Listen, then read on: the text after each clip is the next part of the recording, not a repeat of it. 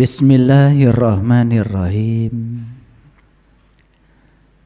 Assalamualaikum warahmatullahi wabarakatuh.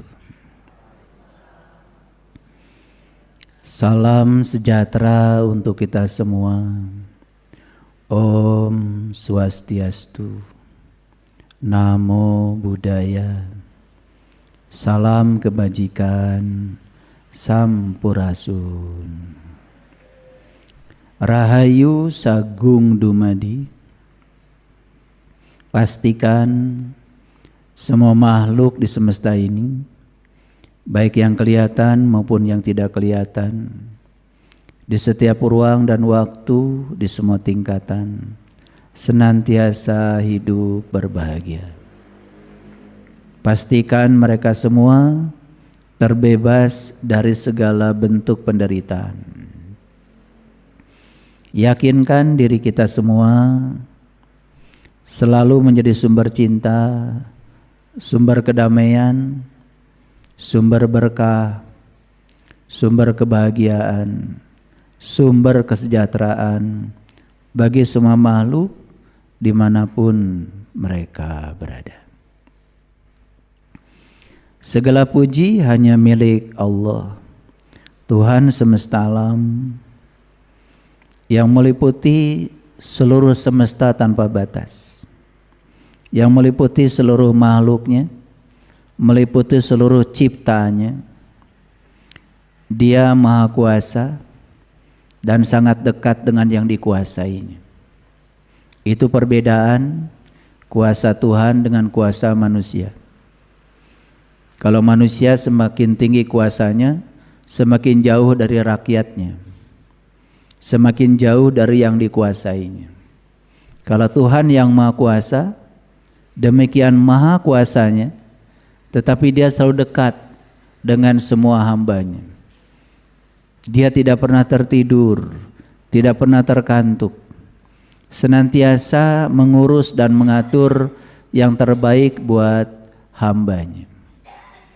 Cuman sayang sekali si hamba ini hidupnya tidak dengan kesadaran, hidupnya dengan dualitas, hidupnya dengan ambisi ego, sehingga sering terjebak oleh penghakiman, penilaian, baik buruk, benar salah, menendang, mencengkram.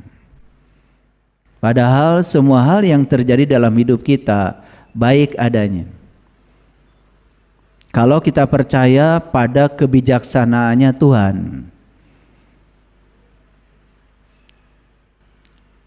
Tetapi ambisi ego itu memisahkan diri kita, seolah-olah diri kita dengan Tuhan itu dua entitas yang terpisah. Padahal Tuhan berulang kali mengatakan wa huwa ma'akum. Wa huwa ma'akum aina ma kuntum. Aku bersama kamu dimanapun kamu berada. Seharusnya kalau kita punya kesadaran itu setiap saat, tidak ada rasa cemas, tidak ada rasa takut, tidak ada rasa sedih, tidak merasa kekurangan. Selalu penuh dengan rasa syukur dan cinta. Dan siapapun yang sudah berada di frekuensi syukur dan cinta, dia akan menarik semua hal yang positif dalam hidupnya. Sehingga hidup itu selalu berkelimpahan, nyaris bahkan tanpa upaya kerja keras. Dan rahasia ini diabaikan oleh banyak manusia. Karena ego itu selalu percaya bahwa kalau saya kerja keras hasilnya akan banyak. Itu ego. Ego tidak percaya keajaiban. Ego tidak percaya bahwa kita bisa mendapatkan berkah dari arah yang tidak disangka. Ego selalu mengajarkan kalau saya bekerja di sebuah perusahaan, maka hidup saya adalah gaji dari perusahaan itu. Itu ego. Tidak percaya ada kemungkinan lain di luar itu. Ego mengatakan kalau saya punya uang, saya pasti punya beras. Kalau saya tidak punya uang, saya tidak punya beras. Sehingga untuk mendapatkan beras saja harus selalu mengejar uang. Kesadaran berbeda. Punya uang, gak punya uang, beras pasti ada. Itu kesadaran. Sekali waktu tidak punya uang, karena kesadaran memancarkan frekuensinya kepada semesta, ada saudara kita berkelebihan beras, kok tiba-tiba ingat sama kita dan mengirimkannya 1 karung. Itulah kesadaran.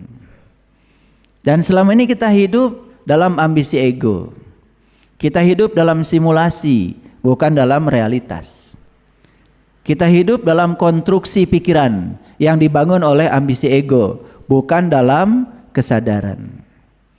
Sehingga banting tulang, kerja keras, pergi pagi pulang sore, sudah kerja 8 jam masih lemburan, dan merasa jadi pahlawan karena sudah menghabiskan seluruh waktu demi uang. Tidak ada kepedulian pada keluarga, tidak ada kepedulian pada pasangan, tidak ada kepedulian kepada anak, kepada istri. Ketika ditegur, seolah-olah dia yang paling benar. Itulah tipuan dari ego. Oleh karena itu kita bersyukur hari ini kita masih diberi sinar matahari pagi yang sangat mewah. Artinya semesta masih memberikan izin kepada kita untuk meneruskan perjalanan kita, untuk meneruskan proses belajar dalam kehidupan kita. Kalau hari ini kita masih dibangunkan, itu tanda masih banyak yang belum selesai urusan kita dengan diri kita sendiri, bukan urusan kita dengan orang lain. Karena kalau urusan dengan diri sendiri sudah beres, pasti urusan dengan orang lain automatically akan beres. Jadi orang yang banyak konflik dengan orang lain itu sebetulnya karena dia tidak bagus hubungan dengan diri sendirinya. Oleh karena itu hari ini saya akan memberikan kajian yang spesial, yaitu bagaimana teknik-teknik untuk memperkuat interior diri. Kalau berbicara interior pasti berbicara ruang dalam kita. Karena saya pastikan siapapun yang ruang dalamnya, interiornya sudah cantik, eksteriornya akan menyesuaikan dengan sendiri. Stop kita mencoba mengubah situasi yang di luar. Karena semua situasi yang di luar tidak akan berubah kalau situasi yang di dalam tidak kita ubah. Mengubah nasib itu bukan keluar, mengubah nasib itu ke dalam. Ya, kita akan bongkar rahasianya hari ini. Oleh karena itu kita bersyukur kalau hari ini kita diberikan kesempatan untuk melanjutkan proses belajar ini. Mari kita puji Dia bersama-sama membaca hamdalah dengan penuh kesadaran. Alhamdulillahi Rabbil Alamin. Mari kita rasakan kehadiran Dia dalam diri kita. Dia tidak pernah jauh meninggalkan kita. Dia senantiasa menemani kita, memenuhi seluruh sel dalam tubuh kita. Dia tidak pernah lelah mengurus dan mengatur diri kita. Kehadirannya dalam diri kita membuat tubuh kita jadi berdaya, membuat tubuh kita jadi berwibawa, membuat tubuh kita jadi berharisma, membuat tubuh kita jadi fungsional. Dan rasakan kehadiran semesta dalam diri kita, Sang Maha Hidup yang mewujud dalam diri kita sebagai nafas dalam diri kita. Hadirlah di sini saat ini sekarang. Seraya memohon ridhonya, berkahnya dengan membaca basmalah. Bismillahirrahmanirrahim. Baik. Jadi tema kita adalah memperkokoh, memperkuat interior diri. Jadi kita berbicara bagaimana kita membangun internal diri kita menjadi cantik, menjadi kuat, menjadi hebat, menjadi tangguh. Ya, kira-kira itu tema kita hari ini. Kenapa demikian? Karena ada 3 hubungan yang harus kita selalu urus. Yang pertama, hubungan kita dengan Tuhan. Yang kedua, hubungan kita dengan sesama. Dan yang terakhir, ini yang jauh lebih penting, adalah hubungan kita dengan diri kita sendiri. Saya sering melihat banyak orang yang memperlakukan dirinya itu secara tidak hormat. Secara tidak sadar sering merendahkan dirinya, membatasi dirinya, tidak melayakkan dirinya dengan kata-katanya, dengan pikirannya, dengan perasaannya. Banyak gak yang kayak gitu? Pernah gak kita merasa rapuh? Seolah-olah diri ini tidak mampu mengatasi semua tantangan dan rintangan yang ada di hadapan kita. Pernah gak begitu? Pernah. Kita melihatnya seolah-olah itu biasa-biasa saja. Tapi kalau perasaan rapuh, pikiran rapuh tentang diri ini terus diulang-ulang, maka kita sebetulnya sedang membangun jalur mental kita sendiri, di mana kita akan teridentifikasi sebagai orang yang rapuh dan lemah. Dan itulah sebetulnya doa. Itulah sebetulnya doa. Di kajian yang kemarin saya sudah menyampaikan, menurut riset, bangsa Indonesia ini 95% penduduknya itu setiap hari berdoa. Dan presentasi bangsa yang rajin berdoa di seluruh dunia, kita menang dan kita juara 1. Tetapi coba perhatikan, apakah jumlah manusia yang berdoa, yang rajin berdoa setiap hari, memiliki korelasi dengan kesejahteraan, dengan kedamaian, dengan kebahagiaan? Yang rajin berdoanya ya bangsa kita. Tapi bangsa kita tidak termasuk 10 negara yang paling berbahagia di dunia. Lalu ada yang bertanya kepada saya, terus mereka kok bisa bahagia nggak berdoa? Saya punya alasan. Jangan-jangan mereka berdoanya lebih canggih dari kita, makanya mereka lebih bahagia. Cuman teknik berdoanya lebih canggih. Karena tidak ada kejadian di semesta ini yang terjadi kebetulan. Semuanya adalah sinkronisasi. Kenapa ada orang yang dirindukan uang? Dan kenapa ada orang yang tidak dirindukan uang? Mungkin kita mengira karena kita rajin berdoa dan doanya minta berkelebihan uang, seolah-olah doa kita yang paling benar. Dan orang lain kok tidak berdoa minta uang, tapi uangnya banyak. Mungkin kita menganggap bahwa kita kok lebih benar gitu dari mereka, tapi faktanya uang tidak mengunjungi saya, malah uang mengunjungi orang lain yang menurut versi kita mereka tidak pernah berdoa. Pernah gak ada perasaan seperti itu? Mungkin pernah ya. Padahal alam semesta ini bekerja berdasarkan hukum tarik menarik. Jadi kenapa kok uang tertarik sama dia, tidak tertarik sama saya?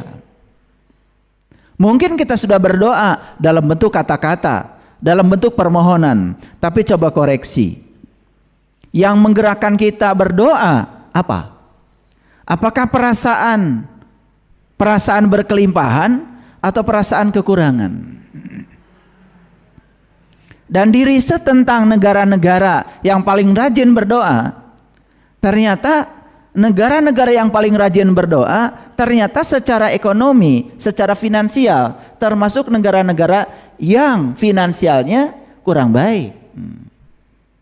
Jadi jangan-jangan kita berdoa karena kita digerakkan oleh rasa kekurangan, bukan oleh rasa syukur. Karena berbeda sekali ya. Percaya dengan menginginkan itu beda. Ulangi ya. Percaya dan menginginkan itu berbeda. Coba, kita lebih banyak percaya atau menginginkan? Menginginkan. Kita menginginkan banyak uang, tapi diri kita sendiri tidak percaya.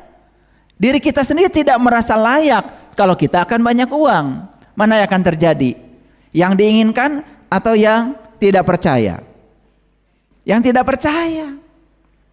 Kita sudah berdoa, ya Allah, berikanlah rezeki yang berlimpah tanpa batas kepada saya. Tapi kita sendiri hanya sebatas di mulut berbicara itu. Semesta tidak mengerti bahasa kita. Semesta itu hanya mengerti bahasa getaran, bahasa energi, bahasa frekuensi, bahasa vibrasi yang dipancarkan melalui emosi. Tapi orang yang percaya, saya yakin ada jalan keluarnya. Saya yakin saya akan sukses. Saya yakin saya layak untuk mendapatkan hidup yang berkelimpahan. Dan keyakinan itu melampaui keinginan. Di situ ada emosi di situ. Di situ ada bahan bakar yang meletup-letup, bahkan seolah-olah ya, yang diyakini itu sudah benar-benar terjadi. Jadi jangan pernah menganggap seolah-olah orang yang kelihatannya tidak berdoa kok berkelimpahan, mereka tidak berdoa. Jangan-jangan doa mereka lebih keren daripada kita yang berdoa secara konvensional, mengatur-ngatur Tuhan agar Tuhan mengikuti segala keinginan kita. Nah, itulah yang akan kita coba bangun saat ini. Kenapa perlu dibangun ini? Supaya timbul koreksi. Ya, timbul kesadaran. Ya. Kita ini begitu banyak diberi pelajaran oleh semesta, tetapi kita tidak bisa menangkap pelajaran yang datang bertubi-tubi. Lalu kita akan tetap berada di siklus yang sama. Mohon maaf ya, pernah nggak melihat ada orang ya yang susah tidak pernah keluar dari kesusahannya? Pernah melihat nggak? Ya, banyak. Jangan-jangan Allah orangnya diri kita sendiri. Kenapa begitu? Nah, kembali lagi, hukum tarik menarik. Like attracts like. Yang serupa akan menarik yang serupa. Pernah nggak ada orang berdoa dari rasa berkelimpahan? Ya Allah, dalam diri saya ada Engkau yang maha segalanya, yang maha kaya, yang maha kuasa, yang maha pandai, yang maha luas, yang maha lembut, yang maha gagah, yang maha akbar. Kalau orang bergerak dari rasa kehadiran Tuhan dalam dirinya, dia sudah akan menarik semua hal yang memiliki kekuatan positif. Tapi kebanyakan orang melakukan apapun bukan digerakkan oleh rasa berkelimpahan, tetapi digerakkan oleh rasa kekurangan. Saya sering memberikan contoh, bahagia dulu, sukses dulu. Nah, udah pinter, kalian udah pinter, bahagia dulu maka sukses akan datang. Tapi kenyataannya dalam omongan setiap hari selalu mengatakan, oh nanti saya akan, kalau udah sukses saya akan bahagia. Nanti kalau saya sukses saya akan bahagia. Berarti sudah bahagia belum? Kan belum. Saat mengatakan itu, dia sedang dalam posisi tidak bahagia. Karena bahagianya kan nanti. Nah, ketika dia sedang mengatakan itu dalam kondisi tidak bahagia, yang akan datang pada diri kita bukan kebahagiaan, ketidakbahagiaan. Karena dia sedang tidak bahagia. Yang dia tarik adalah ketidakbahagiaan. Yang serupa akan menarik yang serupa. Hukumnya sudah seperti itu. Sadar saja dengan hukum itu sudah keren. Coba mulai sekarang ya, belajar ya, belajar. Seminggu ini saya tidak akan mengatakan kata-kata yang melemahkan diri saya. Seminggu aja dulu. Seminggu aja dulu. Mulai ya. Dari kapan? Coba dari sekarang. Mulai saat ini, seminggu ke depan, nggak usah setahun, nggak usah. Seminggu aja. Tapi harus disiplin. Saya berjanji, saya tidak akan mengatakan kata-kata yang melemahkan diri saya. Kenapa? Karena kata-kata yang melemahkan itu dipahami oleh jaringan saraf kita sebagai perintah. Kata-kata yang melemahkan itu dipahami oleh sel-sel tubuh kita sebagai perintah. Karena apa? Ya, sel-sel dalam tubuh kita, sel neuron dalam pikiran kita tidak memahami apakah itu kata-kata yang baik, apa itu kata-kata yang tidak baik, dia tidak paham. Tapi begitu ada pengulangan kata-kata yang melemahkan, maka kita akan menjadi lemah. Pernah nggak ada yang mengatakan, wah itu terlalu sulit bagi saya? Pernah? Pernah? Pernah apa sering? Nah, keluar nggak dari kesulitan? Nah itu, siapa yang mau mempercayai kita sebagai orang yang tangguh dan kuat? Sementara kita sendiri tidak percaya kalau dirinya tangguh, tidak percaya kalau dirinya tabah, tidak percaya kalau dirinya mampu. Nah itu dipahami oleh sel-sel neuron di otak kita sebagai perintah. Dan itu masuk ke dalam perasaan kita sebagai perintah. Dan itu yang akan menjadi realitas. Sekarang ganti ya. Ketika mau mengatakan itu terlalu sulit bagi saya, kan lebih bagus memilih kata-kata yang memberdayakan. Saya pasti bisa mengatasi kesulitan itu. Saya bersama Allah yang maha segalanya. Saya tabah, saya kuat, saya sanggup, saya bisa melewati semua itu dengan mulus. Jadi itu memperbaiki interior diri. Karena kalau interior di dalamnya itu rusak, yang keluar dari sini itu kata-kata yang melemahkan diri kita. Nah kata-kata yang melemahkan juga melemahkan pikiran, melemahkan perasaan. Kemarin ada yang datang pada saya, minta waktu pada saya sebentar saja. Sudah akhirnya cerita. Ya, cerita kalau saat ini dia sedang mengalami kesulitan. Kesulitannya dia investasi, uangnya hampir 1,5 miliar dan investasinya bodong, nggak balik lagi. Gitu. Jadi saat berbicara dengan saya perhatikan wajahnya seolah-olah tidak ada harapan. Seolah-olah dunia sudah runtuh. Seolah-olah segalanya sudah berakhir. Gitu. Ya? Makanya saya bilang, kamu masih bernapas sekarang? Masih. Kamu masih hidup sekarang? Masih. Saya mau nanya, ada nggak orang yang jualan napas? Konglomerat sebanyak apapun hartanya, tidak ada beritanya kalau mereka bisa membeli nafas. Membeli oksigen bisa, tapi ingat napas bukan oksigen.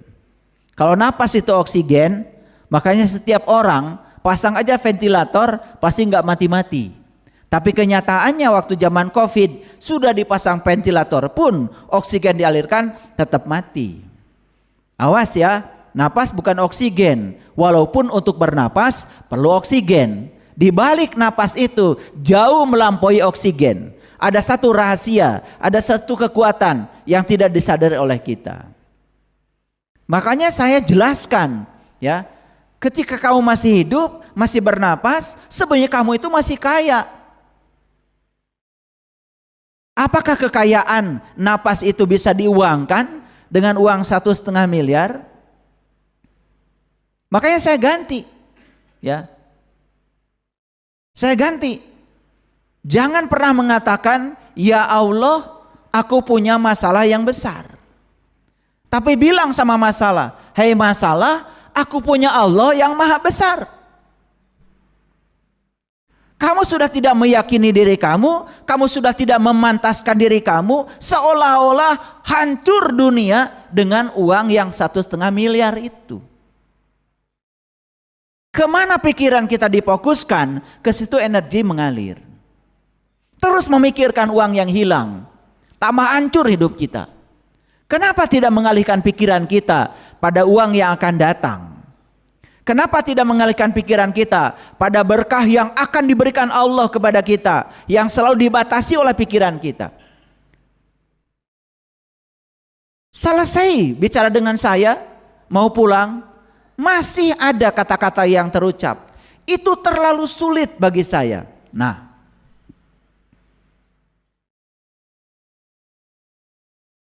itu kata-kata kelihatan wajar, tapi itu kata-kata yang sedang tidak memantaskan diri. Kata-kata itu sedang membatasi diri.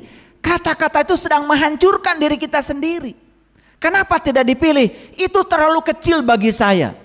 Saya bisa melampauinya, saya bisa melewatinya. Rezeki dari Allah yang akan datang pada saya jauh melampaui yang hilang. Berapa hari? Seminggu. Mulai sekarang sadar ya, kalau mau berbicara sadar, pilih kata-kata yang memberdayakan, pilih kata-kata yang menguatkan, pilih kata-kata yang membangun. Berapa hari?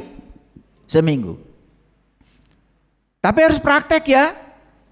Jangan cuma datang jauh-jauh ke sini dari Surabaya, habis dari sini saya kasih oleh-oleh, oleh-olehnya nggak dihargai. Ini oleh-oleh dari saya. Seminggu aja, lihat kejadian yang akan terjadi. Lihat nasibmu seminggu ke depan. Ada sesuatu yang datang luar biasa, yang jauh melampaui ekspektasi kita. Dan kita tidak percaya. Mungkin. Ternyata saya jauh lebih kuat daripada saya yang saya pikirkan oleh pikiran saya. Ternyata saya lebih mampu daripada pikiran tentang diri saya selama ini. Ternyata saya hebat, saya mampu, saya kuat, saya bisa. Seminggu aja dulu latihannya. Kadang-kadang kita ini ya, kalau berbicara itu selalu melemahkan. Ada konflik dengan pasangan, diceritakan berulang-ulang pada semua orang. Seolah-olah itu sudah akhir dari segalanya. Ya tambah besar konfliknya. Karena itu diberi energi. Itu diberi nutrisi oleh kita. Makanya curhat itu tidak selalu bagus. Apalagi curhat pada orang yang tidak tepat. Kecuali curhat kepada orang yang dianggap sebagai healer, yang bisa membantu kita menemukan jalan keluar. Tapi kalau curhat cuma mengulang-ulang, ya, rasa sakit, penderitaan. Banyak kan orang yang gemar bercerita tentang masa lalu yang menyakitkan. Seolah-olah sejarah itu masih ada dalam dirinya. Padahal dia sudah hidup hari ini, di sini, sekarang. Nih saya kasih tahu. Kita semua tidak bisa didefinisikan dari sejarah hidup kita di masa lalu. Ulangi, kita tidak bisa didefinisikan dari sejarah hidup kita di masa lalu. Kita bisa membuat definisi kita sendiri hari ini. Makanya begitu bangun pagi, kita harus sadar, di tangan kita ada pena yang disediakan semesta buat kita. Bahwa hari ini adalah kertas kosong kita yang bisa kita tulisi. Kita mau bangun masa depan kita seperti apa sekarang. Itulah definisi kita. Itulah masa depan kita. Yang tidak tampil hari ini tidak punya masa depan. Sekali lagi, yang tidak tampil hari ini tidak punya masa depan. Makanya stop mengatakan besok masih ada waktu. Besok itu belum tiba. Masa lalu sudah tidak ada. Waktu kita di sini saat ini sekarang. Saya berulang-ulang mengatakan ini, tapi banyak yang belum paham kata-kata saya. Makanya harus diulang-ulang. Berapa hari? Seminggu. Dari kapan? Dari sekarang. Kalau macet, gak usah diceritakan. Kan kalian tidak suka macet, tapi kalian suka cerita. Betul nggak? Kalau gagal bisnis, gak usah diceritakan. Gak usah. Kan kalian tidak suka gagal, tapi diceritakan berulang-ulang. Makanya sepanjang kita menceritakan berulang-ulang yang kita tidak suka, yang tidak suka itu akan datang berulang-ulang. Ceritakan yang kamu suka. Ceritakan yang kamu mau. Ceritakan yang kamu dambakan. Itu saja doanya. Itu saja doanya. Saya tidak ngasih doa baca surah ini sekian kali, baca surah ini sekian kali. Enggak.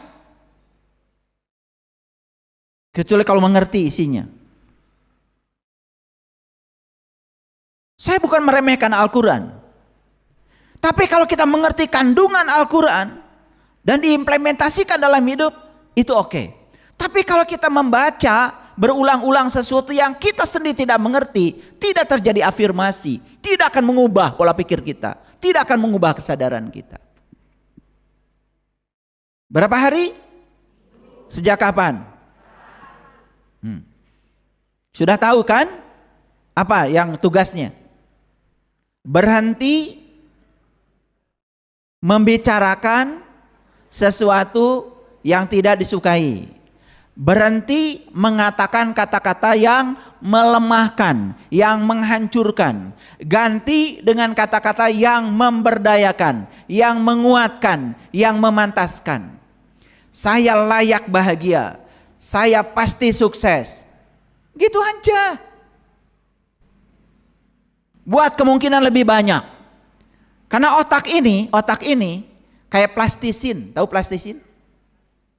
Plastisin, mainan anak-anak.